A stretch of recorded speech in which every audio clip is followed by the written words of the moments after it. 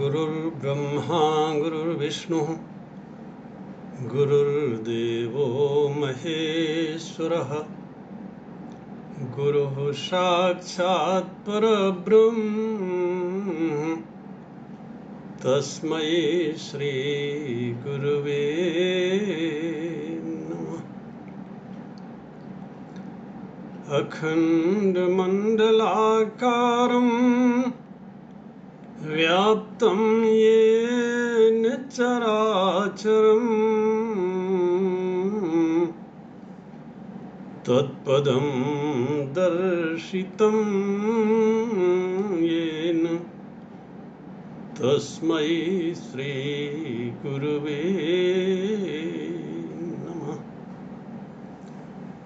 माता रामो मत्पिता रामचन्द्रः स्वामी रामो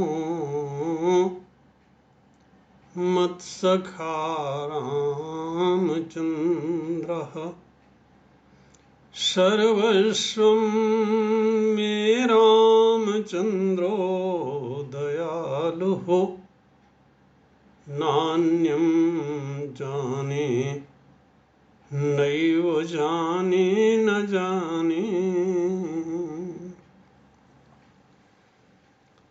वसुदेवसुतं देवं कंसचाणूरमर्दनं देवकी परमानन्दम् कृष्णं वन्दे जगद्गुरुम्। प्रेम से बोलिए भक्तवत्सल भगवान की जय। वृंदावन बिहारी लाल की जय। आदरणीय संचालक महोदय, भगवान की अमृतमयी कथा के रसास्वादन में समुपस्थित श्रद्धेय भगवत कथा रसिक रसज्ञ श्रोताओं, श्रद्धामयी देवियों, आइए कुछ समय के लिए धर्म का जो वास्तविक तत्व है, धर्म का जो रहस्य है, उस रहस्य को हृदयंगम करने के लिए भगवान श्री कृष्ण से प्रार्थना करें कि प्रभु आप हमें इसको समझने की शक्ति और समझने की सामर्थ्य प्रदान करें।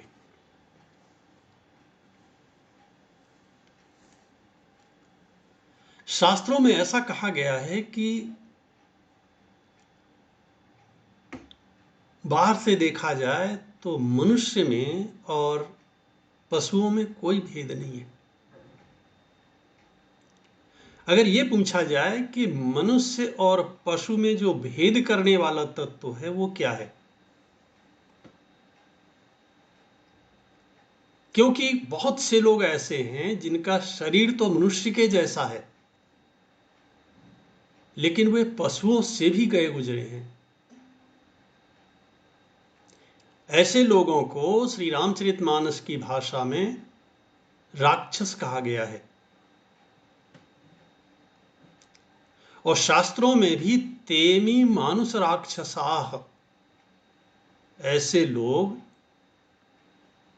लोगों का शरीर तो मनुष्य का है, लेकिन मनुष्य के शरीर में वे राक्षस ही हैं। सो मनुष्य पूर्ण मनुष्य कब बनता है? मनुष्य के जीवन में पूर्णता तब आती है जब उसके जीवन में धर्म की पूर्णता होती है। भगवान श्री राम और भगवान श्री कृष्ण के जीवन में धर्म की पूर्ण प्रतिष्ठा है, और किसी भी व्यक्ति के जीवन में जब धर्म की पूर्ण प्रतिष्ठा हो जाती है तो वह फिर इस संसार में लौटकर आता नहीं है। ऐसे जीव का तत्काल मोक्ष हो जाता है, जीवन एव मुक्ति ही।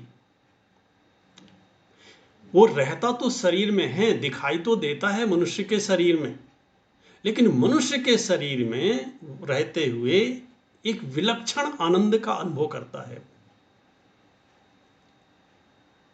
इसीलिए हमारे शास्त्र कहते हैं कि आहार निद्रा भय मैथुनञ्च सामान्यमेतत् तत्पशुभिर्नराणाम्। जैसे मनुष्य भोजन करता है, पशु भी भोजन करते हैं। जैसे मनुष्य को सोने की आवश्यकता पड़ती है, निद्रा की आवश्यकता पड़ती है, पशुओं को भी पड़ती है, पशु भी सोते हैं। और जैसे मनुष्य डरता है, मनुष्य को भय लगता है, पशुओं को भी भय लगता है। मैथुन में भी दोनों की समानता है, अनेक चीजों में समानता है, फिर भेद कहां है?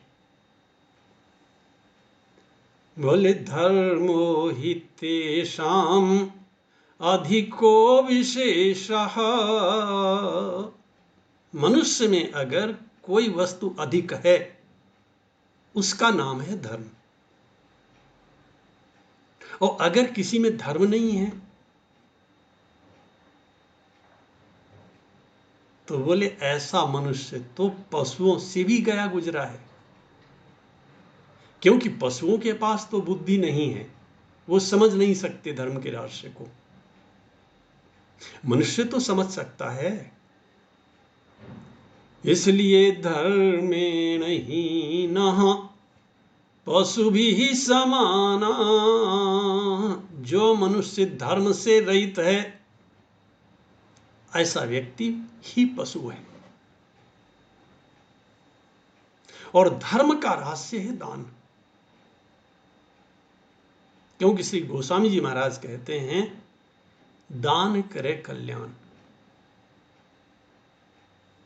सो जब तक हम दान के महत्व को नहीं समझेंगे तब तक दान करने की भावना मन में जागृत नहीं होगी। और हमारे ऋषि झूठ नहीं बोलते, क्योंकि उनका जीवन तपस्या में होता है। उन्हें किसी से 2 पैसे लेना नहीं और किसी वस्तु की आवश्यकता नहीं है। वे तो राजा से भी नहीं मांगते।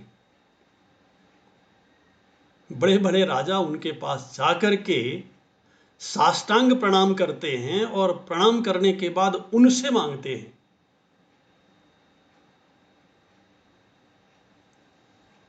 महाकवि कालिदास ने रघुवंश में लिखा है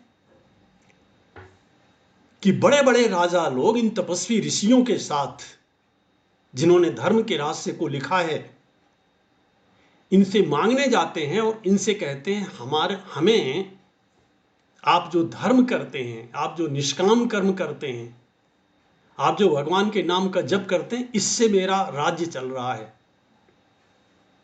मेरे राज्य में जो सुख संपत्ति है वो इसी से है, और हमारे आपके घर परिवार में भी जो सुख संपत्ति है, जहां कहीं भी है, उसके मूल में आप खोजने चलोगे तो किसी न किसी का धर्म ही मिलेगा। क्योंकि शास्त्र ऐसा कहता है कि धर्म का आचरण करने वाला व्यक्ति, और धर्म का भी एक विशेष अंग जिसका नाम है दान, दान देने वाले व्यक्ति को विलक्षण सिद्धियां प्राप्त हो जाती हैं। अब इस बात को आप बहुत ध्यान से सुनना। वो कहते हैं आपने अपने जीवन में ऐसा कभी नहीं देखा होगा कि कोई दान दाता भी हो और उसके जीवन में कोई दूसरा दोष भी हो, क्योंकि ऐसे व्यक्ति के जीवन के समस्त दोष एक एक करके अपने आप दूर हो जाते हैं। संसार के सभी लोग उसका सम्मान करते हैं। देखो, सामान्य रूप से तो कर्म की परिभाषा यह है कि कर्म का एक फल होता है। धर्म रूप कर्म के दो फल होते हैं, एक प्रत्यक्ष फल होता है और एक परोक्ष फल होता है। एक फल जब हम शरीर छोड़ करके यहां से जाएंगे तो जहां जाएंगे वहां मिलेगा,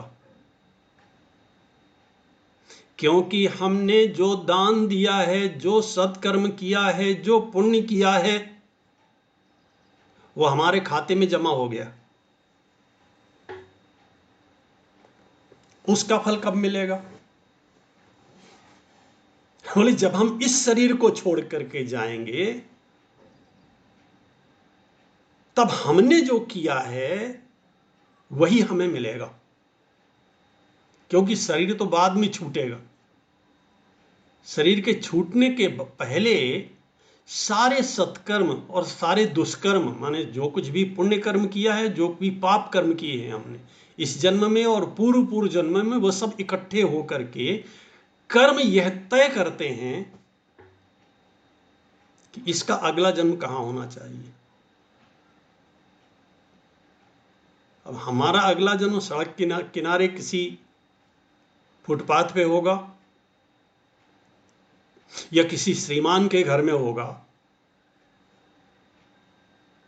किसी ऋषि मुनि के यहां होगा, या देव गंधर्व के रूप में हमें अगले जन्म में रहना होगा। ये हमारा कर्म तय करेगा। हम लोग बहुत सारी बातें जानते नहीं है। दक्षिण भारत में एक संस्था है विवेकानंद केंद्र के नाम से। मुझे करीब 1.5 महीने तक उन लोगों के साथ रहने का अवसर मिला। ऐसे अनेक लोग हैं जिन्हें जीवन व्रती कार्यकर्ता कहते हैं। उन्होंने अपने जीवन में संकल्प लिया है लोगों की सेवा करने का।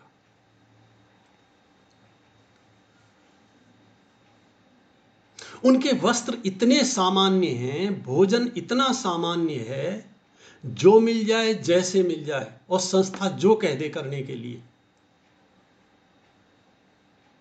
आप आश्चर्य करोगे, अरुणाचल प्रदेश में जब शिक्षा का विस्तार करना था, क्योंकि वहां तो कुछ जनजातियां ऐसी रहती हैं जो मानव भक्षी हैं, मनुष्य को देखा पकड़ करके अपने घर ले गए और काट कूट करके और पका दिया, उस शाम का भोजन हो गया। हमारे अनेक कार्यकर्ता उन लोगों के शिकार हो गए। वो गए थे शिक्षा देने के लिए और वहां की संस्कृति से पूरी तरह से परिचित नहीं थे, क्योंकि जो जैसा होता है वो दूसरे को भी वैसे ही समझता है। तब सावधानी बरती गई और दूसरे तरह से फिर सरकार का सहयोग लेकर के और दूसरे तरह से वो काम किया गया। खैर, उस पर मुझे चर्चा नहीं करनी। मैंने यह बात केवल इसलिए बताई है कि जिनका मन धर्म में लगा होता है, जिनका मन परलोक में लगा होता है, जिन्होंने यह संकल्प ले लिया है यह जीवन तो मेरा बन गया, मुझे अगला जीवन बनाना है, मुझे यहां से खाली हाथ नहीं जाना है। जिसने अपने जीवन में ऐसा संकल्प ले लिया, ऐसा व्यक्ति फिर केवल और केवल धर्म का पालन करता है। हमारे शास्त्र कहते हैं कि दानेन भूतानि वशी भवन्ति।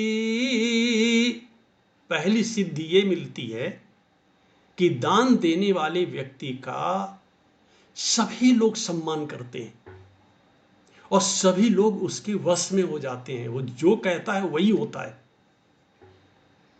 और दानेन वैराण्यपि यान्ति नाशम। दान देने वाले व्यक्ति का कोई शत्रु नहीं रह जाता, क्योंकि उसके मन से शत्रुता का भाव पहले ही गायब हो जाता है। मेरा कोई शत्रु नहीं, मेरा कोई मित्र भी नहीं।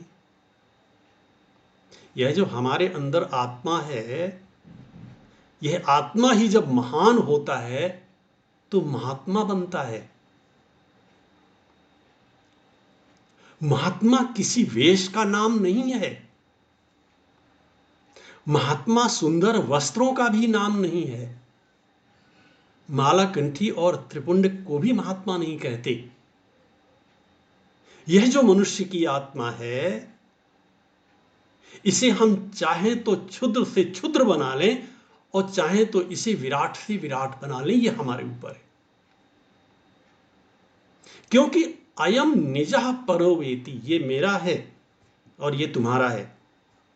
गणना लघु चेतसाम, ये तो जिनकी क्षुद्र बुद्धि है वो सोचते हैं।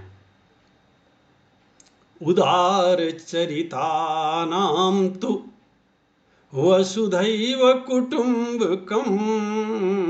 लेकिन जिनके चरित्र उदार हैं, जिनका जीवन उदार है और जिनका जीवन केवल दूसरों के लिए बना हुआ है। एक बात हमारे शास्त्र में कही गई, जो केवल दूसरों के सुख की चिंता करता है वो कभी दुखी नहीं रहता, और जो केवल अपने सुख की चिंता करता है वो कभी सुखी नहीं रहता।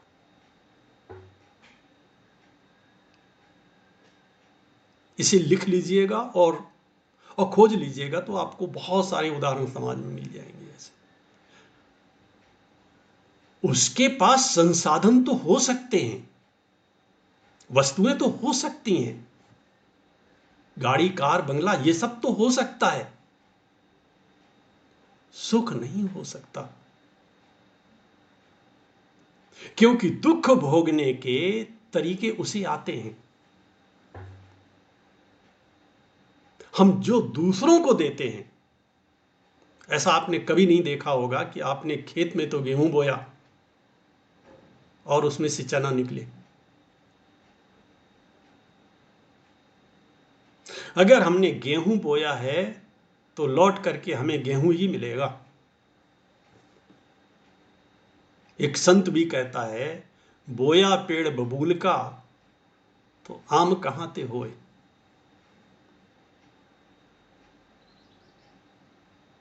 अगर हमने बबूल का वृक्ष लगाया है तो उस वृक्ष से तो कांटे ही निकलेंगे, उसमें आम के फल नहीं लगेंगे।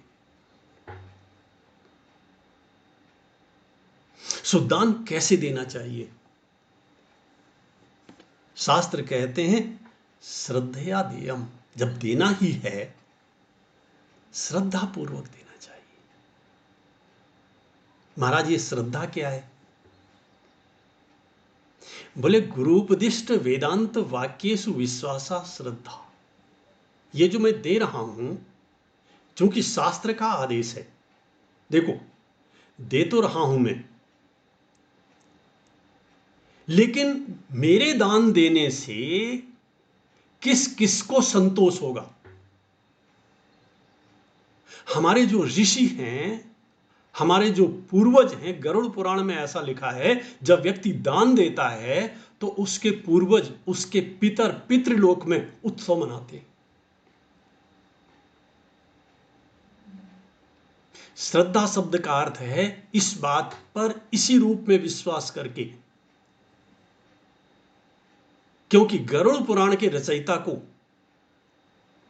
यश नहीं चाहिए था, नाम नहीं चाहिए था, और पैसा लेने के लिए भी उसने पुराण की रचना नहीं किया है। सो झूठ बोलने का कोई कारण नहीं है वहां पे।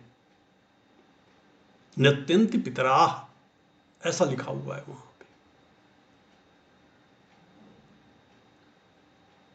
श्रद्धा पूर्वक दान देने से हमारा अंतःकरण पवित्र होता है।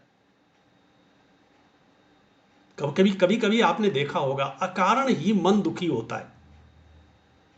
आप ढूंढिए तो ढूंढने से भी कोई कारण नहीं मिलता, मेरा मन क्यों दुखी है आज। कई लोग कहते हैं पता नहीं क्यों आज मेरा मन बहुत दुखी है। इसलिए दुखी है क्योंकि उसके ऊपर जीवन में जो किए गए पाप संस्कार हैं, वो संस्कार तैर रहे हैं इस समय। वे शांत हो जाते हैं दान देने से, क्योंकि सबसे बड़ा धर्म है। दान देने से वो जो पाप संस्कार हैं वो तो तिरोहित हो जाते हैं या शांत हो जाते हैं, और पुण्य संस्कार जागृत हो जाते हैं, उद्भूत हो जाते हैं, ऊपर आ जाते हैं। इसलिए श्रद्धया देयम, श्रद्धा पूर्वक देना चाहिए। और एक बात बताइए, आप दान देना चाहते हैं और आपने संकल्प ले लिया दान देने का, अगर प्रतिगृहीता न स्वीकार करे, मुझे नहीं लेना, क्या करोगे?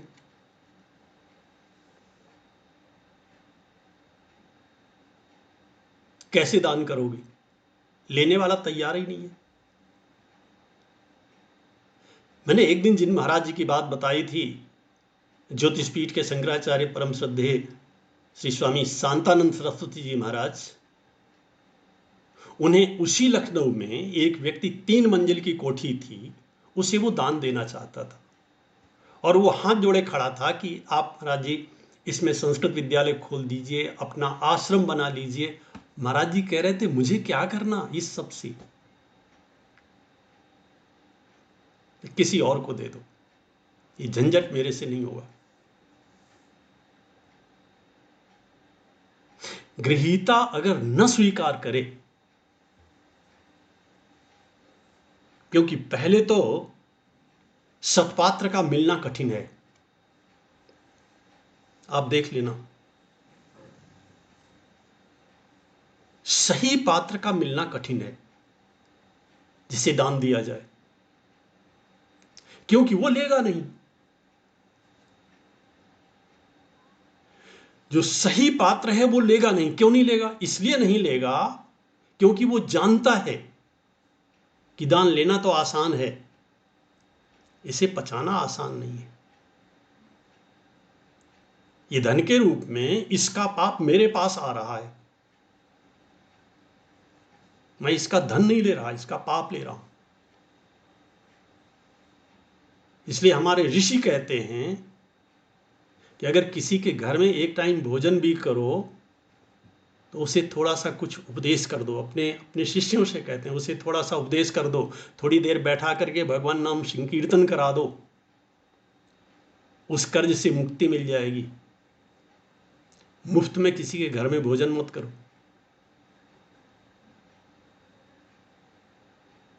वो नहीं लेगा। क्यों? निरपेक्ष है, उसे किसी से कोई अपेक्षा, अरे आपसे क्या, वो भगवान से नहीं मांगता कभी। जो सत पात्र है भगवान से भी नहीं मांगता,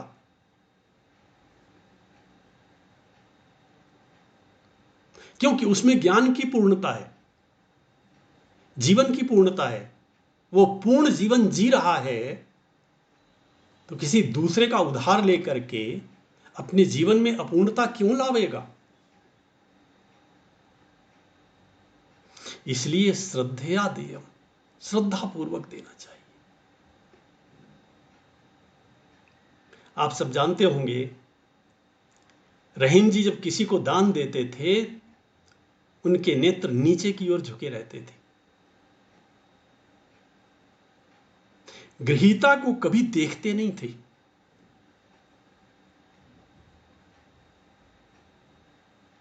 और दान देने का नियम जैसा था उनका, रोज देते थे। ऐसे मैं कई लोगों को जानता हूं जिन्होंने ये नियम बनाया हुआ है, आज भोजन हम बाद में करेंगे, पहले कुछ आज का दिन सफल हो जाए। कुछ देने का उनका नियम है, उन्हें देना ही है, किसी को देना है, कुछ देना है। कोई आवश्यक नहीं है कि धन का ही दान दिया जाए। अन्नदानम महादानम, निश्चित रूप से इसमें कोई दो राय नहीं है। ज्ञान दानम ततः परम, लेकिन उससे बड़ा दान है ज्ञान का दान। विद्या दानम ततः परम, उससे बड़ा दान है विद्या का दान। क्योंकि अन्येन क्षणिका तृप्ति, आपने किसी को भोजन करा दिया, तो जब तक भोजन उसके उदर में रहेगा, जब तक भोजन उसके पेट में रहेगा, तब तक उसे संतोष रहेगा, फिर भूख लगेगी। अनाज दे दिया, उसके शरीर का ही तो पोषण होगा। लेकिन अगर ज्ञान दे दिया, उसका मन और उसकी बुद्धि सुधर जाएंगे। इसलिए मनुष्य को मनुष्य बनाने में भोजन की तुलना में ज्ञान का अधिक महत्व है। माता पिता का यह पुनीत कर्तव्य है, और यह उनका सबसे बड़ा धर्म भी है। भोजन भले एक समय करें, अपने बालक को अच्छी से अच्छी शिक्षा देवें, अच्छे से अच्छे संस्कार देवें। संस्कारों का दान करना हमारे हिंदुओं में इसकी बड़ी आवश्यकता है। जब मैं देखता हूं श्रीमद् भागवत की कथा में या राम कथा में, सभी लोग 40 वर्ष से ऊपर के होते या 30 वर्ष से ऊपर के होते। मैंने अनेक आयोजकों से कहा, लोगों के घरों में जाकर के जो बालक हैं, जो विद्यार्थी हैं, उन्हें कथा में लाइए। सिखाना तो उन्हें है, उन्हें अच्छे संस्कार कहां से मिलेंगे? हमें अपने बालकों में संस्कारों का दान करना है, शिक्षा का दान करना है, ज्ञान का दान करना है, इनका आधान करना है, इनकी स्थापना करनी है।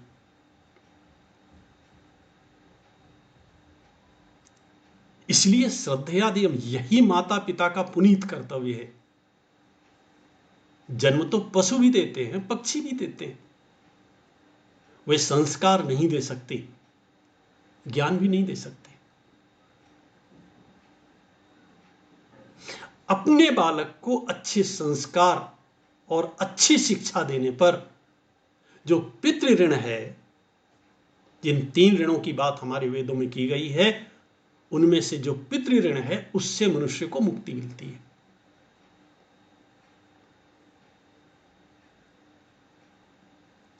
सो कोई आवश्यक नहीं है कि हम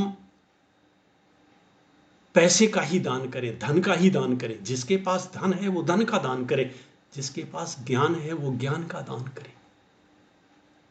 कोई अशिक्षित है, उसे थोड़ी देर बैठा करके हम पढ़ा देते हैं। आपको अपने आप अंदर से एक विलक्षण आनंद की अनुभूति होगी।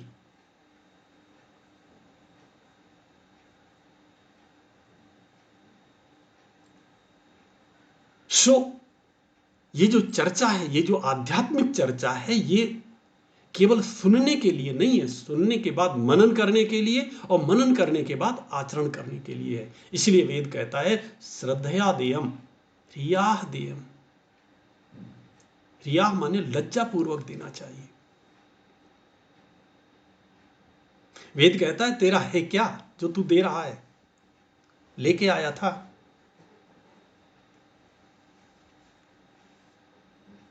या तो माता पिता से मिला, या समाज से मिला, भगवान की कृपा से मिला।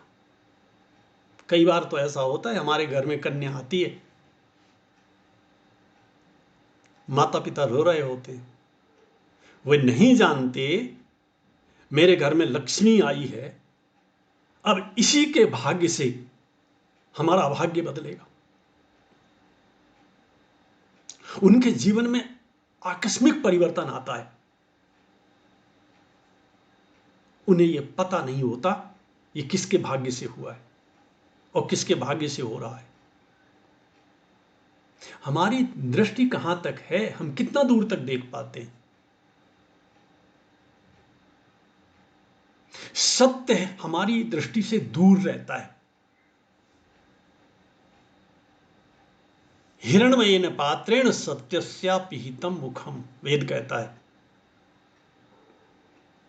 ये जो धन की चमक है, ये जो प्रतिष्ठा का लालच है, इसने हमारे नेत्रों के ऊपर एक ऐसा आवरण डाल दिया है, हमें दूर तक का दिखाई ही नहीं देता।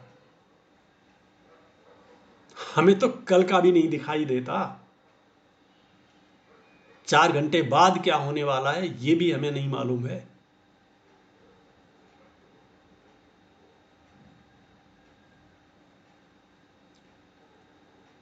सो रियाह देयम, रियाह माने लज्जा पूर्वक देना चाहिए। मेरा है क्या जो मैं दे रहा हूं।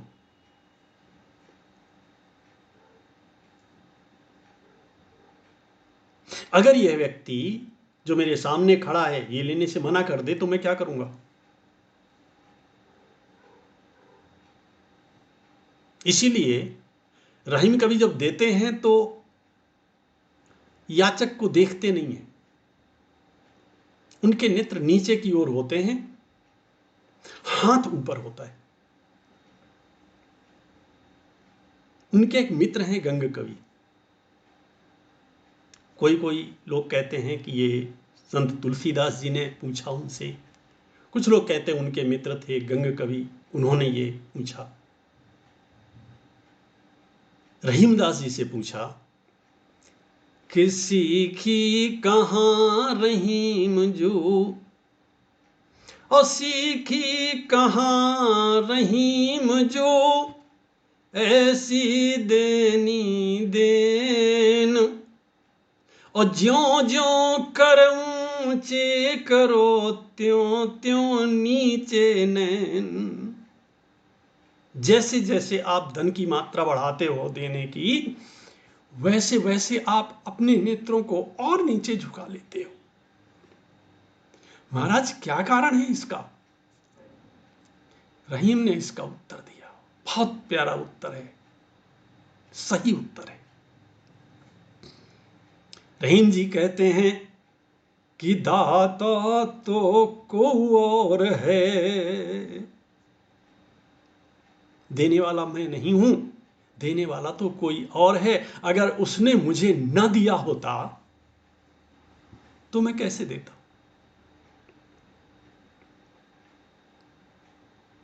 अच्छा, धन दिया भी होता, दान करने की सद्बुद्धि न दी होती तो मैं कैसे देता। धन तो बहुत से सारे लोगों के पास है, तो क्या सब दे देते हैं, सब दाता हैं।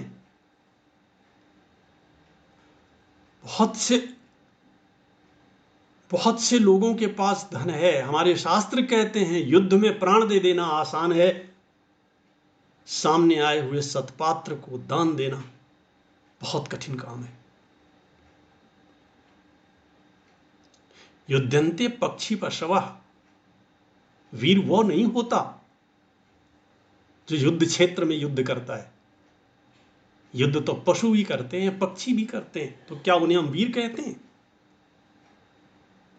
और पठंत सुख सावकाह, वेदों को, शास्त्रों को पढ़ करके उन्हें बोल देना, ऐसा व्यक्ति पंडित नहीं होता। क्योंकि पढ़ करके बोल देने का काम तो तोता मैना भी कर लेते हैं। जो सिखा दीजिए वही बोलने लगते हैं। युध्यन्ते पक्षी पशवः पठन्ति सुख सावकाः दातुम शक्नोति यह वित्तम। जो अपने धन को देने का सामर्थ्य रखता है, स्वयं से कमाए हुए धन को देने की सामर्थ्य रखता है, बेईमानी के धन को नहीं। बेईमानी का धन अगर घर में आता है, अपने साथ में विनाश लेकर के आता है। यहां विनाश शब्द का अर्थ है सुख का विनाश। साधन हो सकते हैं, सुख नहीं हो सकता। दातुं शक्नोति यह वित्तम ससूरः सच पंडितः। जो सत्पात्र को दान दे सकता है, वही सच में वीर कहलाने योग्य है और वही पंडित कहलाने योग्य है, ऐसा हमारे शास्त्र कहते हैं। सुह्रियादेयम, क्योंकि भगवान 3 काम करते हैं। धर्म के साक्षात स्वरूप परमात्मा है। जब भी किसी व्यक्ति पर कृपा करते हैं, पहला काम तो यह करते हैं कि उसे धन देते, और दूसरी कृपा उनकी यह होती है कि ऐसे व्यक्ति को सात्विक बुद्धि भी देते हैं। मुझे अब दे देना चाहिए, ये सही पात्र है, ऐसी भावना देते हैं। एक तीसरा काम भी करते हैं, वही परमात्मा सत्पात्र को भी उसके सामने ला करके खड़ा कर देते।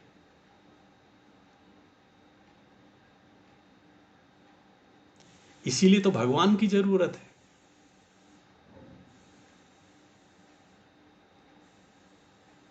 हमें और आपको अपने कल्याण के लिए इसीलिए भगवान की आवश्यकता है, क्योंकि करता है तू कन्हैया। ये तीनों काम तो वही करते हैं। कोई भी व्यक्ति कभी शास्त्र का पालन नहीं कर सकता अगर भगवान की कृपा ना हो,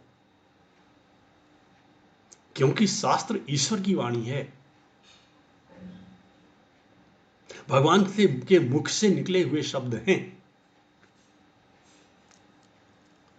सुश्रद्धया देयम ह्रिया देयम भिया देयम, भयपूर्वक देना चाहिए, डरते हुए देना चाहिए। क्योंकि अगर सावधानी नहीं बरती गई तो कई बार ऐसा होता है, हम समझते हैं हमने दान किया, वो धन गलत जगह चला जाता है, उससे पाप हो जाता है। इस समय बहुत सारे धर्म संसार में ऐसे प्रचलित हैं और ऐसे बहुत सारे जो धर्म के धुरंधर हैं वो भी समाज में घूम रहे हैं छद्मवेश में। इसलिए भियाह देयम, भयपूर्वक देना चाहिए, मेरा धन कहीं गलत जगह ना चला जाए। अज्ञान पूर्वक नहीं, किसी ने कुछ भी बोल दिया और हमने आंख बंद करके उसे मान लिया, नहीं, कभी नहीं।